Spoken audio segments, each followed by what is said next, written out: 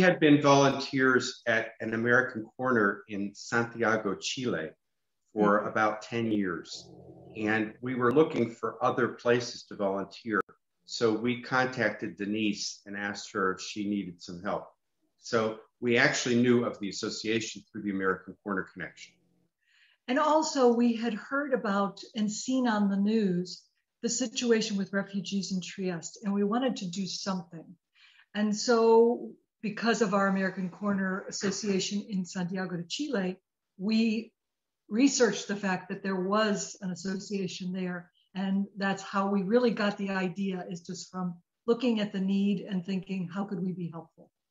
The refugee was more a typical school setting. So there were 2 classes for basic English, learning English at a basic level and an intermediate level. And that was in a classroom. The association has wonderful facilities. And so we had a great classroom there, and we had a state-of-the-art computer screen, a big screen thing that we could use. And that turned out to be a great tool, because I was talking to them one day about where I was from.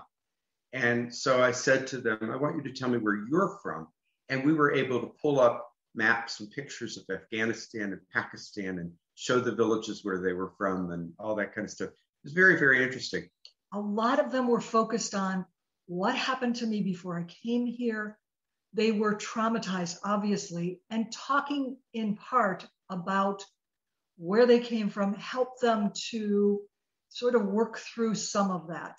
I don't mean that we ever went into that deeply, because we didn't ever want to pry into that, but whatever they talked about, we let them explore those feelings. And that was particularly true in my conversation class. So I had a small group of students.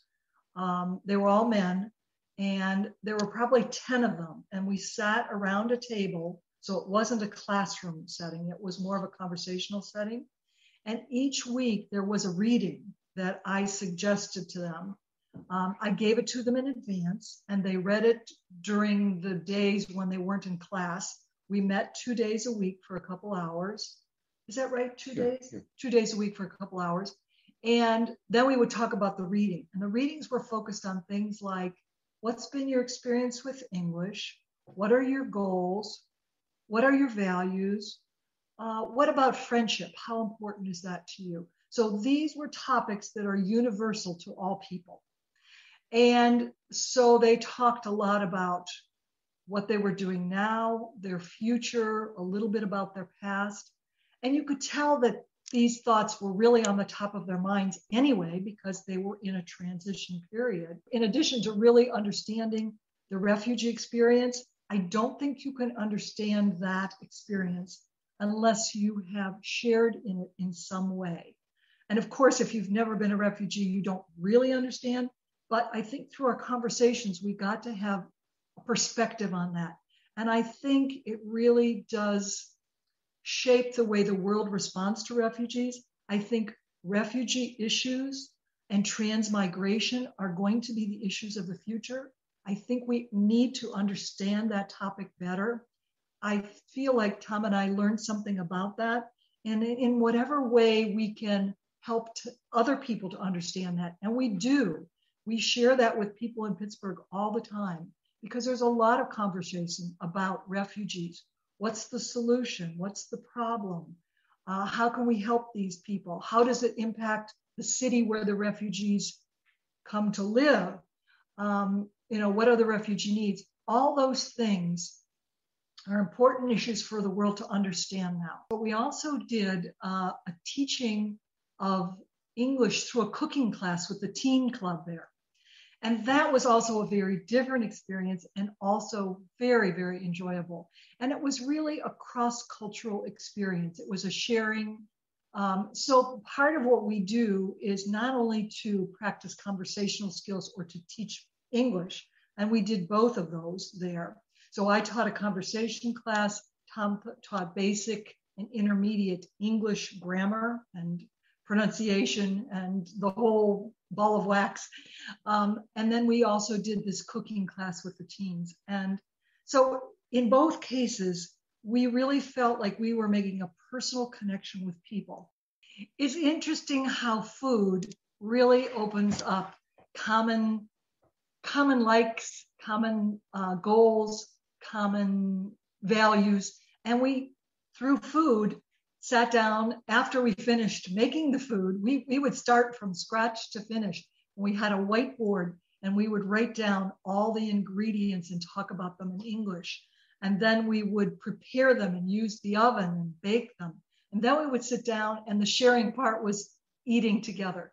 So that common bond of food really bridges a lot of gaps and makes people feel comfortable in a way that is very facilitating for speaking English. So it worked great, and we really looked forward to the Friday nights. Kids were coming after a long week at school. These were hardworking kids, and it was a way for them to relax. And some of these kids didn't have a lot of social outlets.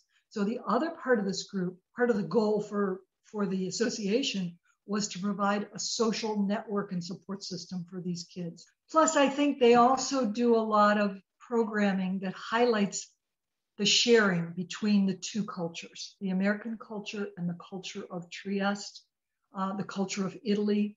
That is the key to the American Corner. I mean, that is the goal, the ultimate value of the American Corner. And they really do a great job of that, I think, making that connection between the two cultures. How are we alike? How can we share things? How can we support each other?